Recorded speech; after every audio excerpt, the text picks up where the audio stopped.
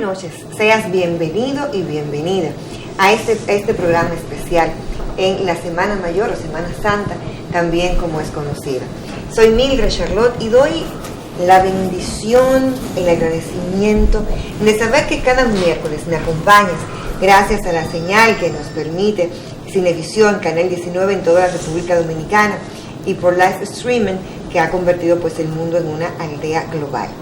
Sin lugar a dudas, cuando uno pone todo lo que uno realiza en ese contexto de orden divino, las cosas fluyen.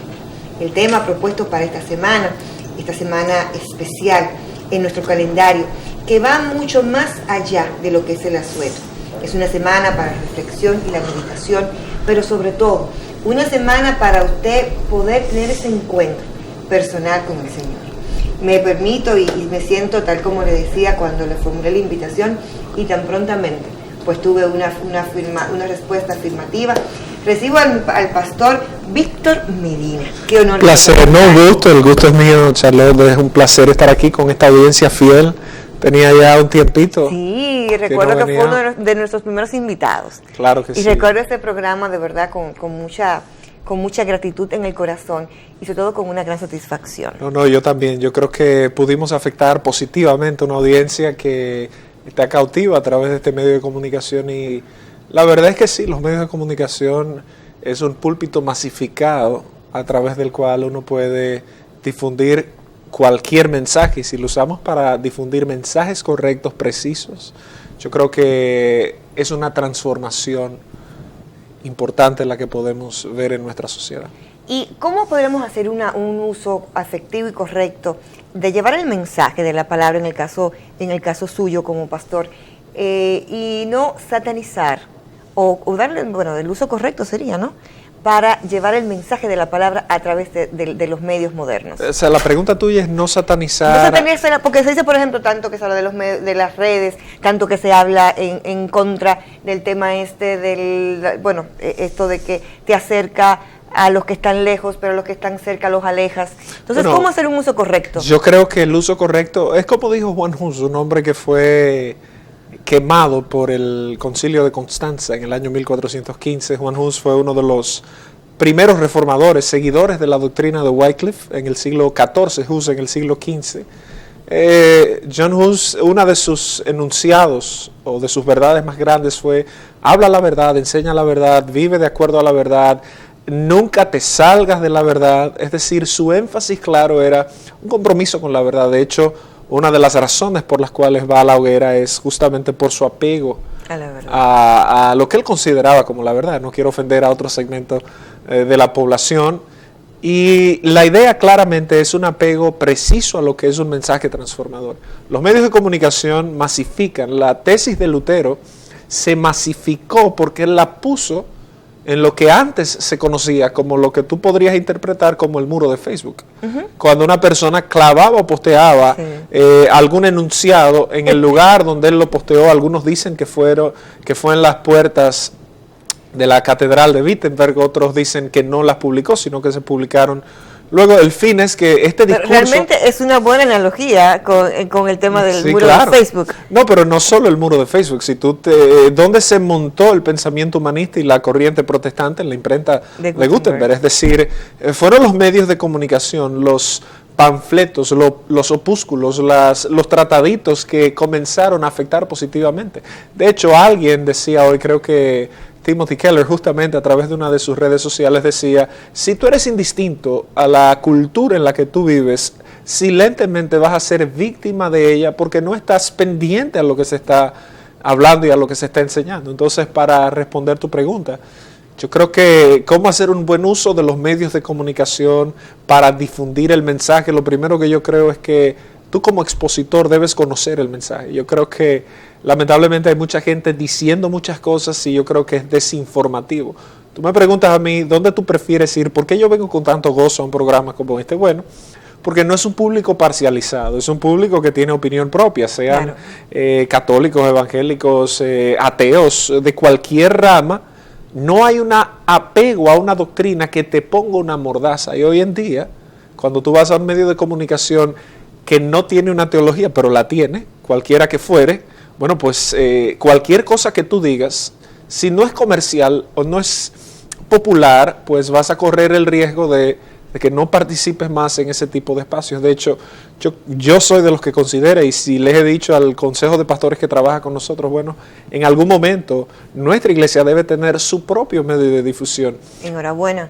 ¿Para qué? Simple y llanamente para comunicar lo que nosotros entendemos que debe ser comunicado. No para arrogarnos la verdad, porque ese es un pensamiento sectario. Cuando alguien de un sector se arroga toda la verdad, es un pensamiento sectario, políticamente, religiosamente, de cualquier tipo de doctrina filosófica o lo que fuera. Sin embargo, en un mundo como este, donde las redes sociales, los programas de televisión, la comunicación están al instante, Tan inmediata. tú tienes gente que desinforma, que confunde, y tienes cantidad de personas que cree que está siguiendo algo que literalmente no es. ¿Por qué? Porque no es un mensaje preciso de la palabra de Dios. Lamentablemente, y vuelvo y reitero, es cuando tú dices, bueno, Jesús es bueno. Vamos a hablar más adelante de la oración modelo, donde Jesús habla, Padre nuestro. Jesús se arrogaba algún tipo de intimidad con su Padre que era disruptora para los judíos. Esta palabra Padre no era típica en la oración común judía. Y cuando este hombre dice Padre nuestro, tú te das cuenta de que Jesús confrontaba la claque religiosa de la época en todo su espectro. Los más sanos eran los fariseos. Y a ese grupo le dijo, ustedes son unos hipócritas. Lamentablemente, en nuestros medios, hoy en día en Latinoamérica, tú tienes que partir de cómo lo ve un protestante. Es decir, no por usar banderas, sino veámoslo desde un punto de vista doctrinal. Latinoamérica fue catequizada. Ni siquiera fue que se le predicó el catolicismo, se catequizó. Si no, tú no tuvieras una estatua de Fray Antón de Montesinos. Para algunos historiadores se impuso. Por eso digo, se catequizó.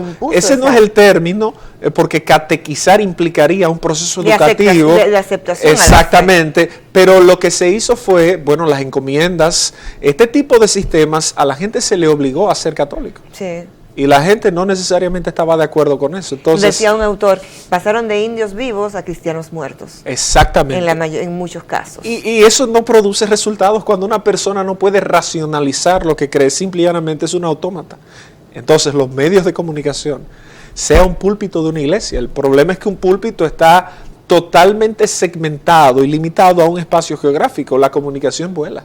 La comunicación y las ondas llegan a los lugares donde un púlpito no llega. Entonces yo creo que estos podiums que se levantan, comunicadores que sean imparciales, como es el caso tuyo, y de verdad sí te considero, y por eso vine con tanta presteza, me puse el saco y la corbata hoy miércoles, para estar aquí, porque esto me anima mucho a estar en estos lugares, no de tener que decir algo y después tener que decir, wow, Dios mío, sé que esto me va a generar un problema con X o Y persona, o decirlo, pero eso es afilando o instrumentando el caso que voy a defender después. No, medios de comunicación son para decir y difundir lo que la palabra de Dios dice, irrespectivo a lo que cualquier persona pueda pensar. Cada quien es digno de análisis, es dueño de su propia capacidad de análisis, pues investigue.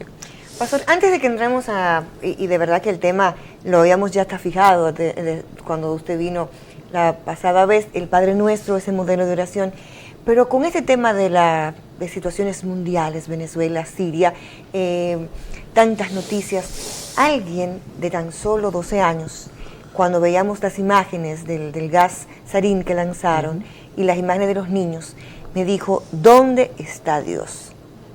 Debo decir que la pregunta realmente me chocó y me conmovió. ¿Dónde está Dios? Porque a los ojos de esa adolescente, ¿cómo podía entender que los niños pudieran estar pasando? ¿Cuál sería la respuesta suya? Yo creo que es una pregunta muy común en esta época en la que vivimos. Llámese desde la época de la década más bien del 1960, donde sociológicamente se da algún tipo de transición. Algunos lo colocan después de la caída del muro de Berlín en el año 1989. Estamos hablando de la posmodernidad, que es una doctrina sociológica y filosófica donde tú tienes personas hedonistas, relativistas, personas que trivializan la verdad. No hay una verdad absoluta, cada quien es dueño de su propia verdad, y es un mundo en el cual se hace difícil establecer un paradigma de verdad. Sin embargo, presenta grandes oportunidades. Ahora, ese tipo de preguntas son preguntas que le nacen a una generación posmoderna, que nos nace. Yo podría decir, caramba, ¿dónde está el Dios de la Biblia, el Dios que es amor? ¿Por qué, si Dios es tan bueno, permite que gente inocente pasen este tipo de cosas? Yo creo que todo responde a un enfoque y a una limitación del conocimiento de Dios, aunque es una pregunta natural e innata de cualquier persona que ha sido expuesta al concepto de Dios. Bueno, Dios es amor. ¿Y qué pasa con esto? Sin embargo, hay una condicionante fundamental. Dios le dio una libertad al hombre, y no uso el término libre albedrío porque no lo creo. No creo que el hombre tenga una libertad total. De hecho, cantidades de autores, Spurgeon, uno de ellos, dice, bueno, la voluntad es una potencia secundaria. Usted puede salir y decir, yo me como lo que yo quiera. Eso no es cierto. Usted se come la capacidad que su estómago permita que usted pueda ingerir. Entonces, es una ilusión óptica el famoso libre albedrío, como esa libertad total de hacer lo que yo quiera, cuando yo quiera, donde yo quiera, con quien quiera y a la hora que yo quiera. Eso es totalmente iluso y vano, porque el ser humano está limitado. Ahora, no limita su capacidad de decisión. Aunque es profunda la respuesta, yo la quiero simplificar. Simple y llanamente son las consecuencias del pecado del hombre.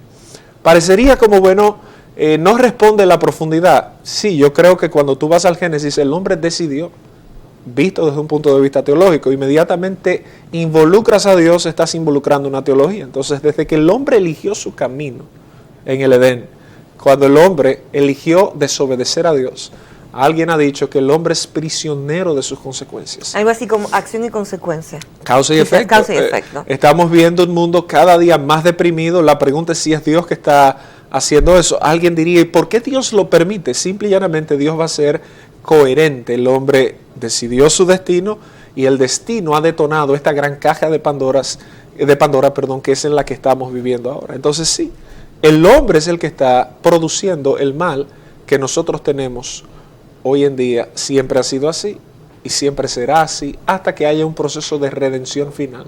Bueno, vamos ahora a un contacto con nuestros auspiciadores. Para cuando regresemos, estaremos analizando el modelo de oración más completo y más perfecto, el Padre Nuestro. Es nuestra propuesta con el pastor Víctor Medina, así que acompáñanos.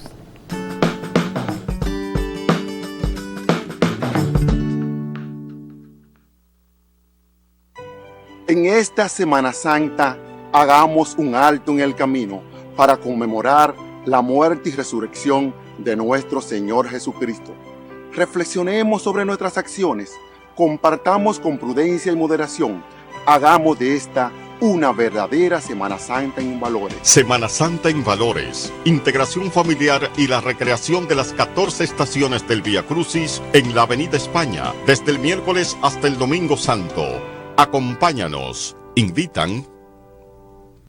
¿Con quién cuentas para tu futuro?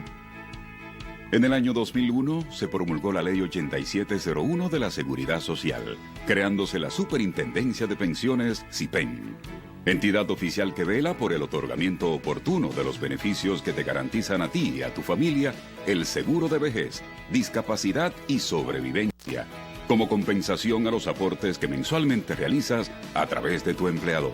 La SIPEN regula y supervisa a las administradoras de fondos de pensiones y a otros planes de pensiones para que te otorguen los mejores beneficios que por ley mereces. Existen 4 tipos de beneficios en el régimen contributivo. La SIPEN protege tus derechos como afiliado, garantizando la solvencia y eficiencia del sistema, manteniendo la transparencia del mercado. Conoce más en nuestra web, donde podrás tener acceso a las aplicaciones, consultas a tu AFP, calcula tu pensión y el estado de tu cuenta. Entonces, ¿con quién cuentas para tu futuro? Cuentas con toda una estructura que cada día trabaja por ti.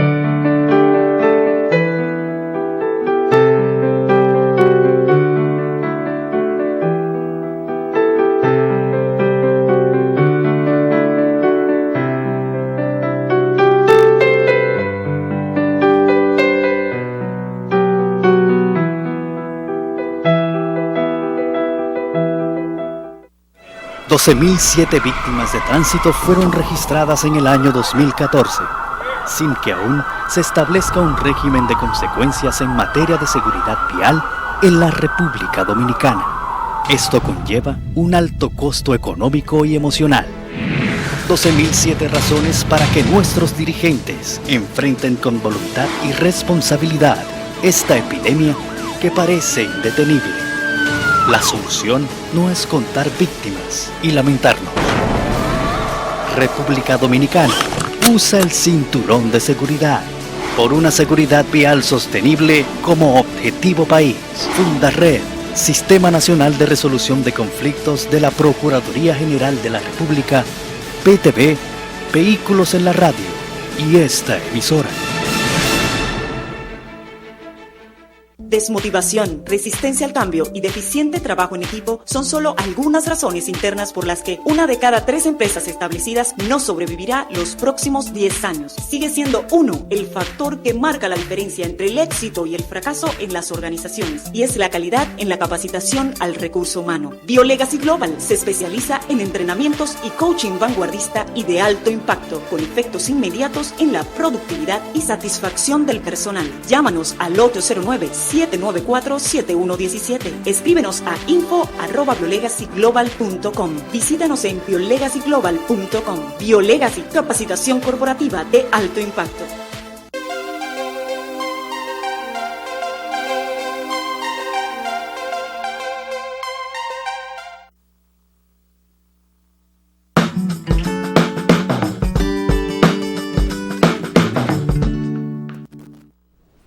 Estoy de regreso contigo en este tu espacio con Charlotte.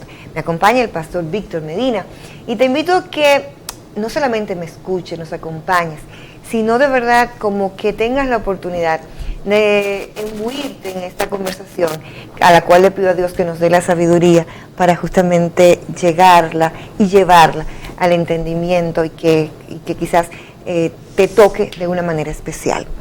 Siempre se ha dicho de que el Padre Nuestro es la oración más completa, más perfecta, y reúne una serie de bendiciones en su texto. Iniciemos quizás a fragmentarla para justamente desde esa parte comenzar a analizarla. Yo creo que obviamente es un análisis amplísimo, es lo que se conoce como una exégesis, una investigación profunda de un texto para simplificarlo para nuestra audiencia.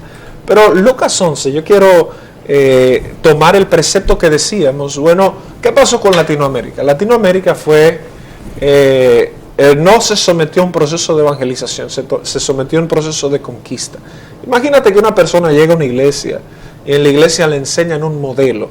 En el siglo X y siglo XI, estamos hablando de la plena Edad Media, las épocas de oscurantismo más grande que ha vivido la humanidad en la era cristiana, que sepamos. Tú tenías sacerdotes o tenías curas que lo único que se sabían eran el Padre Nuestro, no sabían leer y enseñaban a toda una grey a repetir este tipo de cosas. Obviamente, después viene más adelante la Reforma Protestante y la doctrina de la Reforma, empezando con Wycliffe, que ya lo mencioné en el siglo XIV, en Oxford. Wycliffe planteaba la autoridad de la Escritura, Juan Hus, Martín Lutero ya en el siglo XVI y toda la fragmentación geopolítica que se dio alrededor del tema. Sin embargo, en favor de los católicos, el Concilio de Trento del año 1545 reformateó, se llama la Contrarreforma Católica. Ahí se le dio el poder al brazo jesuita de Ignacio de Loyola para ser los defensores del Papa o la guardia del Papa en algún sentido, aunque los suizos son los que son la guardia papal, pero me refiero a la imposición y a la exterminación de la doctrina protestante. Entonces, en esa guerra religiosa entre protestantes y católicos tradicionales, ¿qué pasa? Para ambos lados hubo cosas muy importantes. Para los católicos, ellos revisaron todo su sistema de adoctrinamiento y de enseñanza. Y a sus curas y a sus sacerdotes le impusieron una preparación más rígida, que todavía la mantienen. La Iglesia Católica no ha variado en las doctrinas del Concilio de Trento. Eran doctrinas totalmente contrarias a las doctrinas reformadas, por ejemplo la doctrina de la justificación, eran dos cosas totalmente opuestas. Ahora, ¿qué positivo sacamos de ahí? Que la escolaridad se eleva. La preparación del clero se eleva el nivel. Se eleva el nivel intelectual, se eleva el nivel espiritual, se le exige un poco más. Bueno, llegas a una iglesia, que es el racional que quiero plantear, te aprendes esto, pues simple y llanamente no tiene ninguna bendición si tú no entiendes absolutamente de lo que se trata el texto. Sea que lo repitas, o sea que lo reces como mucha gente dice, rézalo con fe, manita, eso absolutamente. Fe no es ese pensamiento positivo donde yo me encorvo, cierro los ojos, pongo cara de piedad, y como que de repente ya, eso es fe. No, una fe, la fe parte de algo que tú entiendes, de algo que tú apruebas y luego de algo que tú practicas. Si no, no es fe, es un pensamiento ignorante. Literalmente, o sea, tú no puedes tener fe en algo que tú no conozcas, en algo que tú no apruebes. Y algo que tampoco de obras a posteriori. Evidentemente, es un tema de que, bueno, yo voy a obrar de acuerdo a esa fe. No tiene que ser un proceso totalmente probable, porque, bueno, yo puedo tener fe en el Big Bang, por ejemplo, eso no es algo que se ha probado. Ok, pero usted es coherente con eso y usted vive de acuerdo a eso y usted practica eso y usted aprueba eso. Entonces, ese es un sistema de fe. En este caso, cuando tú vas a la oración modelo, no funciona repetirlo 15 veces. No funciona repetirlo 30 veces, porque es un acto, y estas imposiciones vienen de la época medieval también desde antes. Las indulgencias propias te planteaban para lograr el perdón, el borrar los pecados, tantas, hasta se vendían en un momento determinado. Claro, las indulgencias fueron el detonante de la reforma protestante, entre otras cosas, pero fueron las indulgencias, el Papa León X. Sí. Todo con todo el respeto, todo el negociazo que se produjo en torno a eso. Pero literalmente, la gente cree que simple y llanamente es una crítica, no es una crítica histórica probada. ¿Quién era el Papa León X? El Papa León X era uno de los Médicis. Y los Médicis desde el siglo XIV comenzaron a crecer una familia en Florencia y los Médicis se convirtieron en los banqueros de Dios. Claro. O sea, así se le llamaban, eran los banqueros del Vaticano. Y los Médicis, Cosimo, que fue el primero que pudo descollar, fueron comprando cargos porque era muy importante ser papa en la época, era muy importante ser cardenal. Hubo 2 cardenales Médicis y uno de ellos papa. El punto es que este Papa Médici, León X, este no es el tema, pero es muy interesante, por el renacimiento que se estaba dando, sobre todo Florencia, que fue la meca del renacimiento. Del arte, en toda esa parte. Todos esos papas florentinos eran renacentistas. Si tú ibas a la corte, de hecho, ¿por qué Miguel Ángel pinta la Capilla Sixtina? Todo esto era una expresión del buen gusto de los papas. De hecho, León X era un papa que muchos de sus críticos aún de la iglesia tradicional le decían, no, es que el hombre es más renacentista que teólogo, debería aprender más de la doctrina de los padres apostólicos, Ignacio de Antioquía, Ireneo de León, que de las cosas estas de si Aristóteles o de la mitología que trajo el arte del Renacimiento. Ahora, el punto es que hubo un gran despilfarro en el Vaticano y las indulgencias eran un negociazo.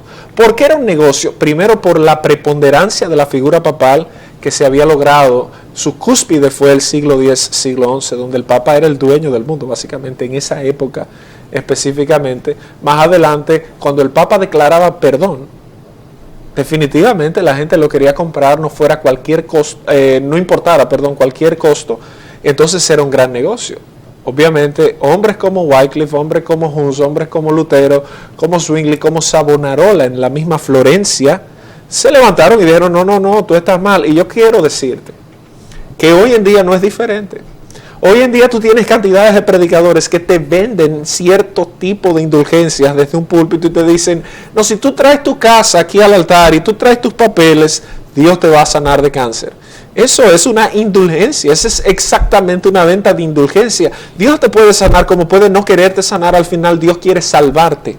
Fundamentalmente, Lázaro, por ejemplo, lo resucitaron. ¿Tú te imaginas que alguien sea resucitado? Lázaro volvió a morir. Es decir, al final, las transacciones terrenales se quedan aquí en la tierra. Tu eternidad es lo que persigue el Evangelio.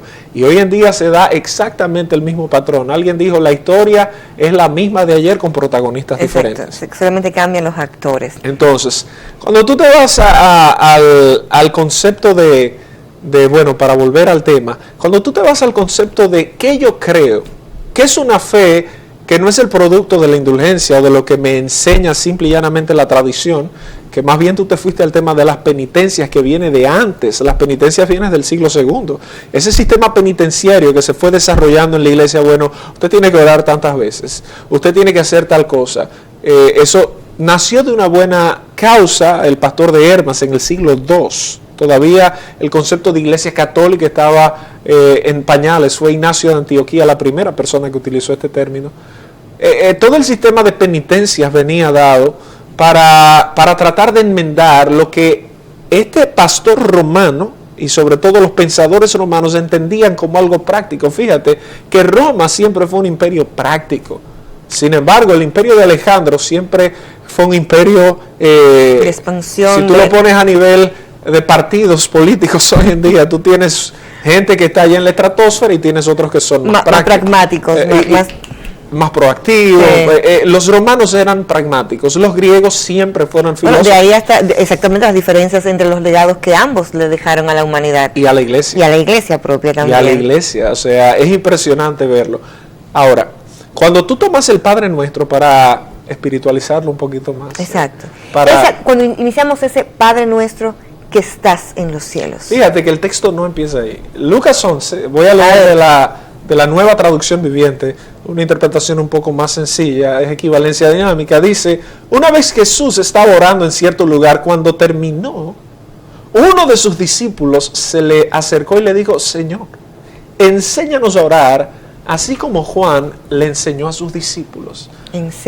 Enséñanos a orar. Y yo recuerdo haber predicado una serie expositiva de todo este pasaje hace ya creo que más de un año y medio o 2 años.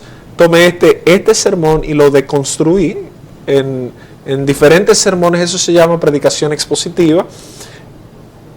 El texto inicia diciendo, mira el contexto, imagínate, Jesús está orando.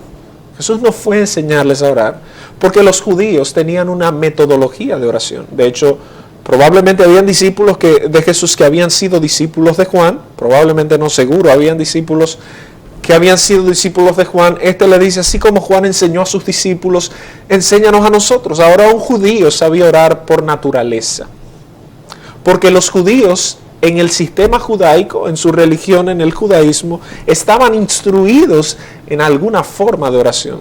Tú exploras todo el Antiguo Testamento y te topas con enseñanzas constantes acerca de la oración. Acerca de tienes que recordarle esto a tus hijos, orarás. Era una práctica común. Ahora, algo tenía. Vieron ellos que pidieron esa frase, esa expresión, enséñame. Primero, no lo sé todo. Segundo, lo que tú haces produce lo que otros no han podido producir. ¿Cómo tú lo produces? Fíjate que una de las cosas que más marcó el ministerio de Jesús aquí en la tierra, el servicio de Cristo aquí en la tierra, fue la oración.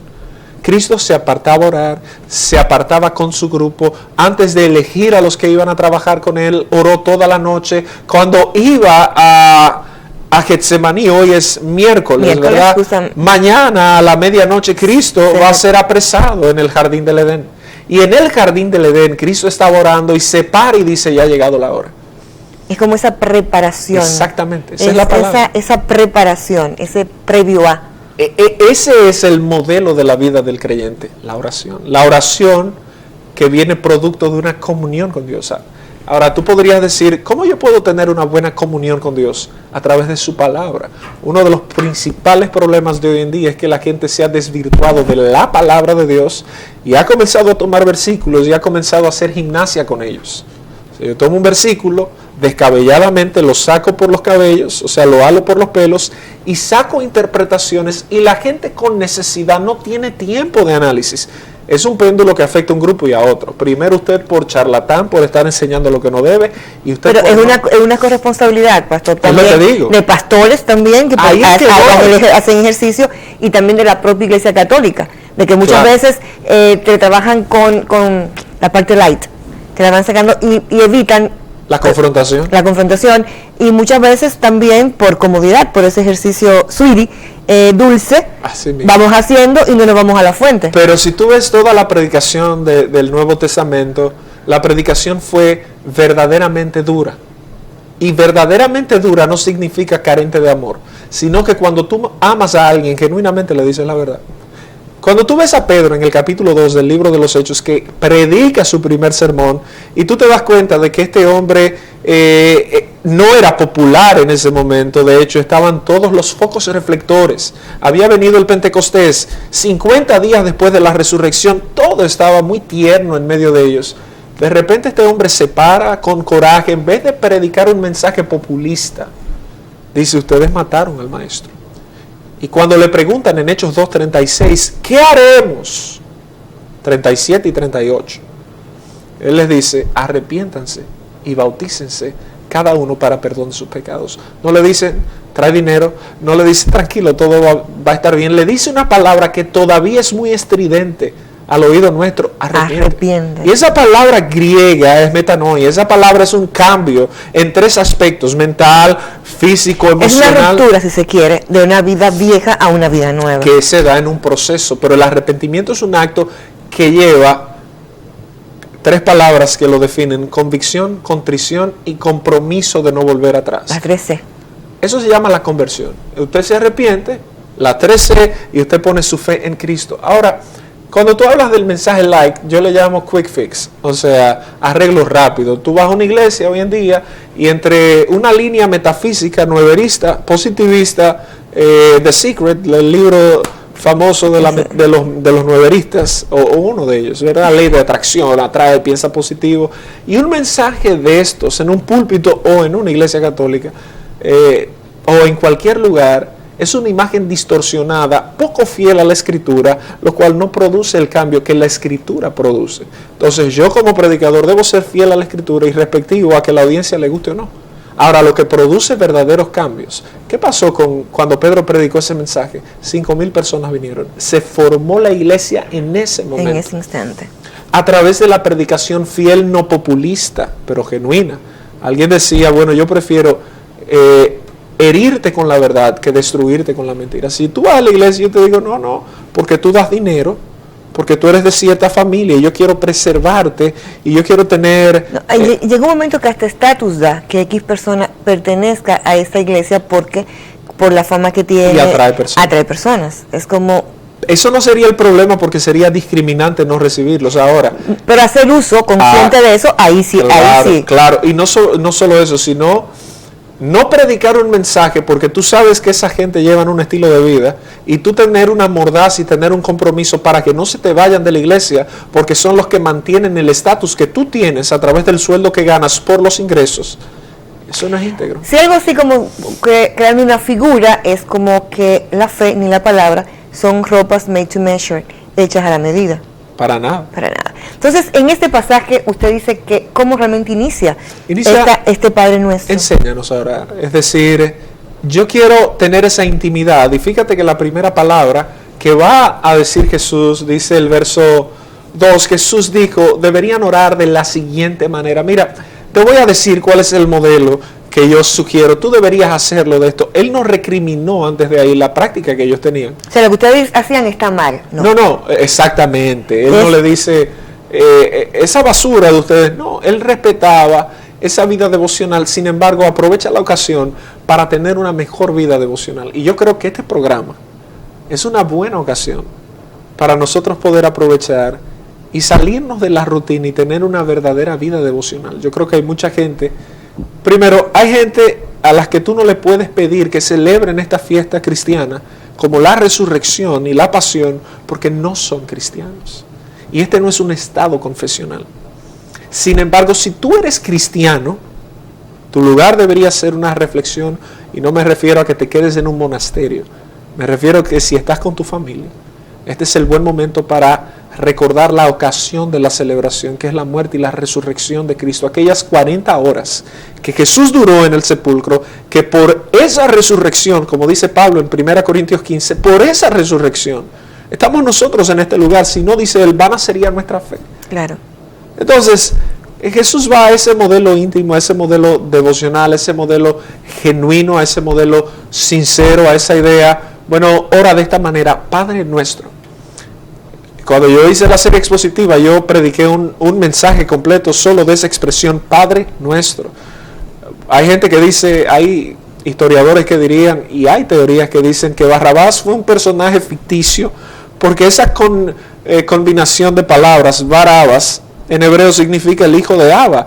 Y cada vez que Jesús oraba era Abba Padre. Abba Padre. Y le decían, ese es el hijo de Abba. Obviamente no tiene una fundamentación histórica. Sin embargo, Cristo marcó un modelo de intimidad que para los fariseos, los legalistas doctores de la época, y siempre hago una defensa en favor de los fariseos, porque dentro de las clases sociales tú tenías a los saduceos, que era la oligarquía. Sí. Tú tenías a los esenios, que eran los protestantes aislados. Tú tenías a los celotes, que era la clase revolucionaria. Y tenías entonces a los fariseos, que era el grupo de personas, o la asociación de personas donde estaban los escribas, o la mayoría de escribas, que tenían una preocupación genuina por la religión en la época. No podemos decir que no. Sin embargo, Jesús truena en Mateo 23. Dice, ustedes son un grupo de sepulcros blanqueados. Todos, no. Tienes a José de Arimatea, tienes a Nicodemo, que eran del Sanedrín judío, que eran, bueno, por lo menos vemos este grupo de fariseos, ¿cómo van a tener intimidad? Tú ves a Nicodemo en Juan 3, lo ves en Juan 7, si mal no recuerdo, lo ves al final de la vida de Cristo, pendiente de lo que pasó con este personaje, aquel encuentro.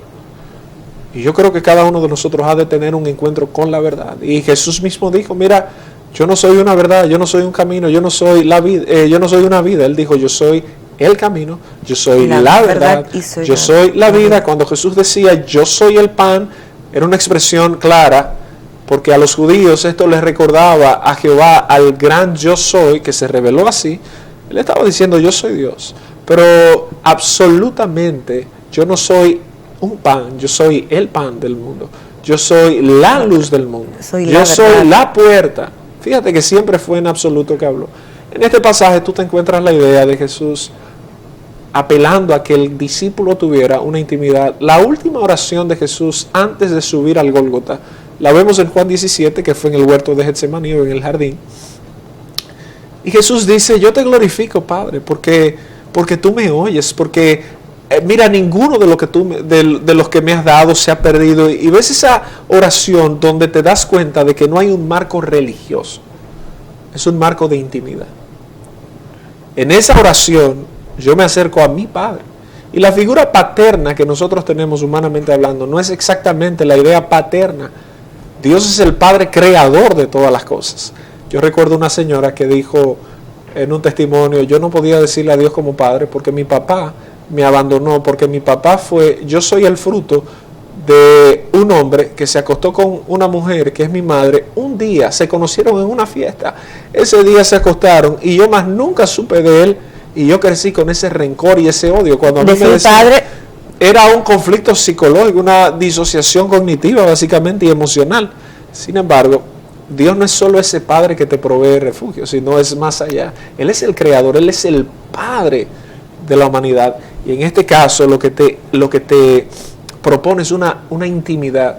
Y yo creo que esto es algo asombroso, que tú como un ser humano pecador, ínfimo, nimio, tú puedas tener esa oportunidad de acercarte a Dios. De hecho, Hebreos dice, la carta a los Hebreos dice, el que se acerca a Dios crea que le hay y que es galardonador de los que le buscan.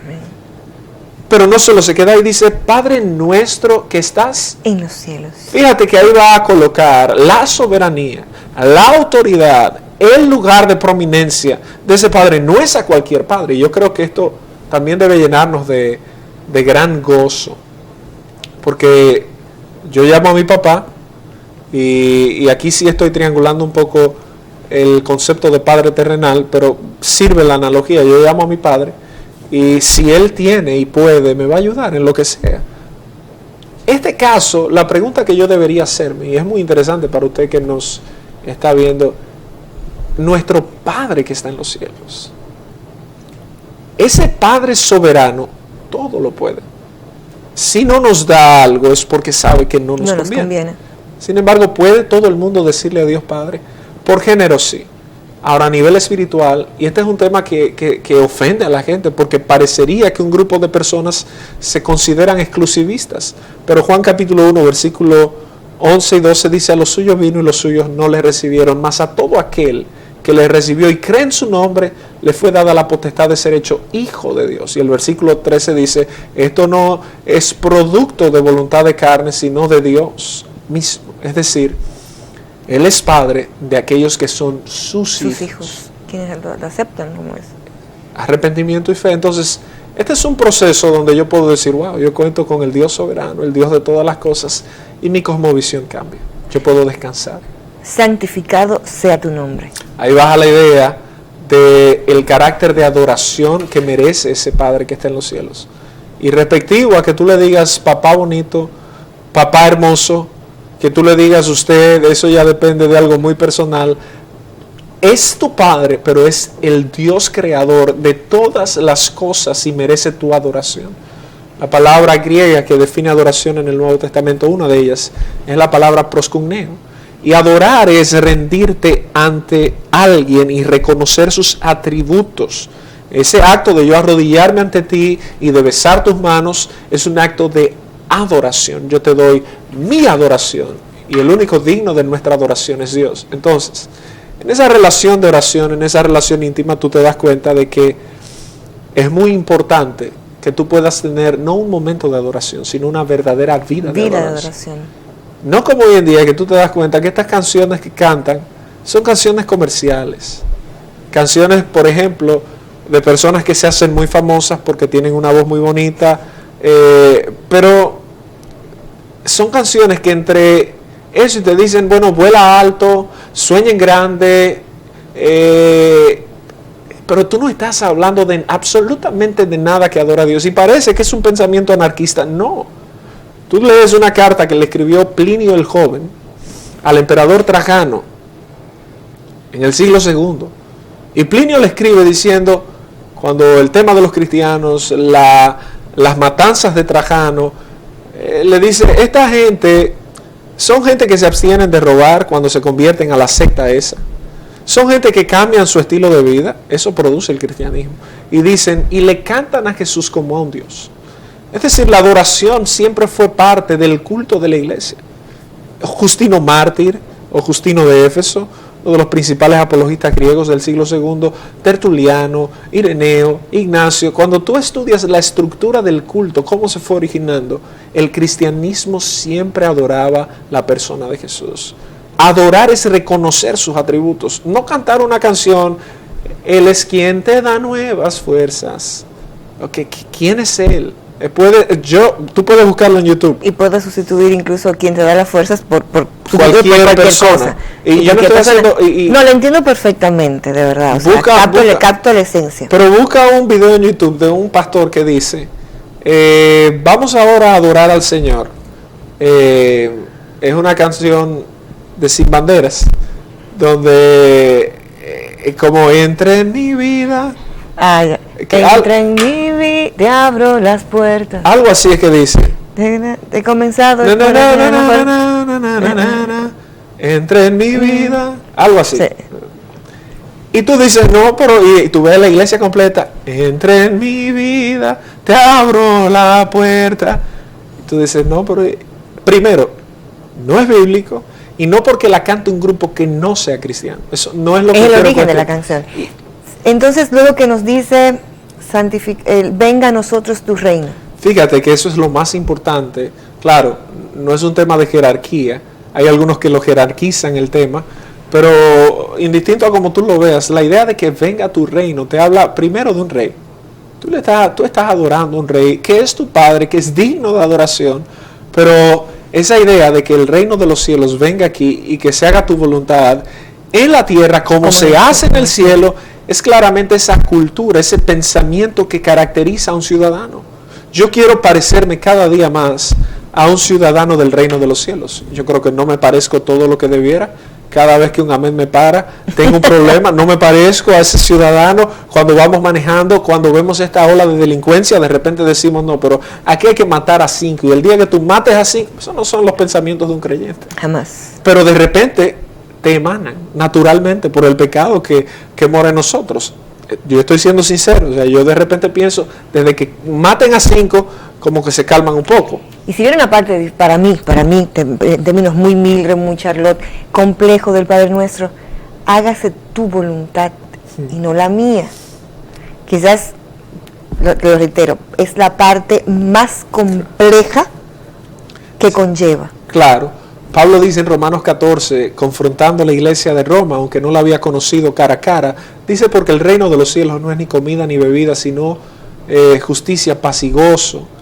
Fíjate el concepto, y dice el apóstol Pablo, y tanto el apóstol Pedro, dice que cuando se hable de vosotros, no se hable como de malhechores, sino que la gente tenga un buen testimonio. Es muy difícil, pero es una meta del creyente. Eso es lo que se llama el proceso de santificación, cada día parecernos más a esa cultura. Cuando tú entras en la voluntad de Dios, aquí tú puedes es abandonarse, o sea, es como la gran situación, o sea, cuando yo oro y le presento a Dios mis deseos, a ese Dios creador, pero lo pongo en su voluntad, es soltar, que de pronto la voluntad mía, la voluntad de Él puede ser diametralmente opuesta a la mía. Claro, entonces, ¿cómo aceptar? Esa es la parte que conlleva ese abandono, abandonarse, bueno, ahí serían las dos A, abandonarse y aceptar.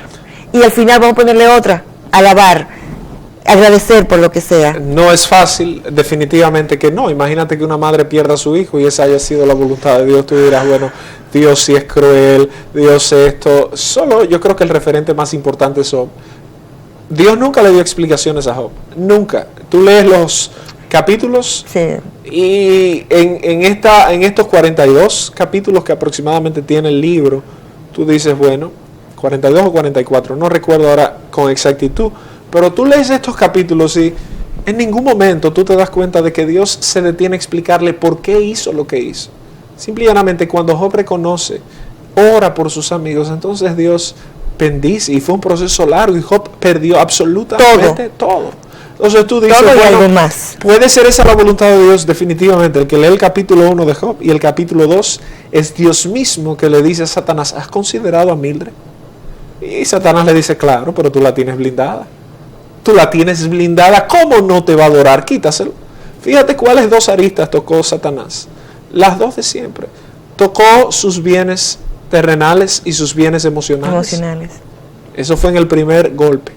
El segundo golpe del capítulo 2, que Dios insiste, ¿has considerado de dónde vienes? Ya le quitó todo. El segundo golpe es, ok, superó la primera prueba, toca su salud. Ahí. Fíjate, esos dos elementos, lo emocional y lo emocional, material, ahora y la salud. Y ahora la salud. Y la mujer le dice, maldice a Dios y muérete. Y Job le dice, tú eres una fatua. Yo no voy a maldecir a Dios. Jehová quitóse, el nombre de Dios adorado en el capítulo 1. Tú dices, wow, ese es el producto de una fe genuina. Yo no estoy diciendo que sea fácil. Hay momentos en mi vida que yo he pasado por tormentas, tribulaciones, situaciones que yo he considerado que me superan por completo, y Dios ha sido misericordioso. Decir, hágase tu voluntad y no la mía. Cristo más adelante tuvo que orar de esa manera. Mañana, jueves, en el jardín del Edén, Cristo le va a decir, hace 1983 años aproximadamente que pasó el evento, Cristo le va a decir al Padre, si tú quieres pasar de mí esta copa. Sí. La paradoja de las paradojas, como yo le he llamado, porque la cruz tiene un momento paradójico, que es esa palabra, esa cuarta palabra, donde Cristo dice, ¿a qué me has desamparado? El Dios omnisciente no conocía el sabor del pecado. No. Y toda la ira de la humanidad fue vertida sobre Cristo. A eso era que Cristo le rehuía horas antes. cuando decía, si tú quieres, pasa de mí esta copa. Retira de mí esta copa. Y en esa copa estaba tu pecado, y estaba mi pecado, y estaba el pecado suyo, y estaba el pecado de aquellos a los que Él estaba redimiendo, a los que iba a redimir en la cruz del Calvario. Entonces, Cristo fue el modelo perfecto, porque Él tuvo que cumplir a plenitud esta idea de, bueno, hágase tu voluntad, no se haga mi voluntad. La voluntad de Cristo era natural y correcta en cuanto a lo humano de protección. Danos hoy nuestro pan de cada día. Yo creo que es lo más normal. Yo creo Soy el que proveedor. habla del carácter de Dios que provee, y también habla del hombre que siempre va a orar, Señor, sé tú mi provisión, provéeme para mis necesidades, provéeme. Mira, es legítimo dentro de nuestra oración pedirle a Dios. Ahora, hay gente que solo enfatiza en la oración pedir. Yo le digo mucho a la iglesia, a mí me gusta mucho ver a los hermanos o a alguna gente que te dice, no, yo tuve un tiempo de oración genuino, o magnífico. Nadie es quien para juzgar eso. De hecho, particularmente yo no me siento cómodo fiscalizando ese tipo de cosas. A mí su vida personal con Dios es suya, esos son sus problemas. Pero hay gente que le pasa un pensamiento por la cabeza y menciona la palabra Dios. Voy manejando y de repente me acuerdo de Mildred y el programa, y hay un tapón, y yo digo, ay Dios mío, ayúdame a llegar. Lo pensé, ni siquiera lo verbalicé. Y cuando yo llego, Mildred, no, yo hice una oración y Dios abrió los cielos y abrió el tráfico. Mentira, usted tuvo un pensamiento que periféricamente involucró a Dios. Eso no es orar. Y cantidad de gente que tú lo ves que van a los lugares. Cuando decimos perdona nuestras ofensas, como también nosotros perdonamos a los que nos ofenden. Muy puntual, muy difícil a los discípulos cuando Jesús le dice, bueno, tienen que perdonar siempre. Los discípulos se sorprenden. Y es interesante. Fíjate en los evangelios, cuando esto va pasando y Pedro le pregunta, maestro, ¿y cuántas veces tenemos que perdonar? Y Jesús le dice, hasta 70 veces 7. Le dice, Pedro, aumentanos la fe. Aumentanos. La verdad que el tiempo se nos ha agotado y nos quedaron en esta parte de desconstruir el Padre Nuestro, lo que nos obliga pues a hacer otra invitación, pastor. Claro, con mucho gusto. De verdad, más que honrada, bendecida con su presencia. El placer es mío, y a la audiencia que aproveche este asueto para verdaderamente llegar a esa intimidad y esa comunión que estos días nos ofrecen, y que reflexionemos en el impacto que ha tenido que Cristo no solo muriese, sino que resucitase. Que es esta la verdadera fe de nosotros. Y la garantía de nuestra eternidad. A ustedes, amigos, gracias por acompañarnos en el próximo miércoles, cuando nos reencontremos en este su espacio con Charlotte. Feliz resto de la noche. No, pastor, no.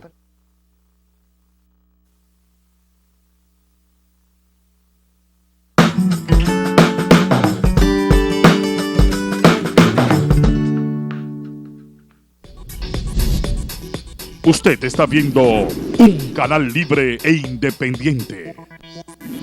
Cinevisión, Canal 19.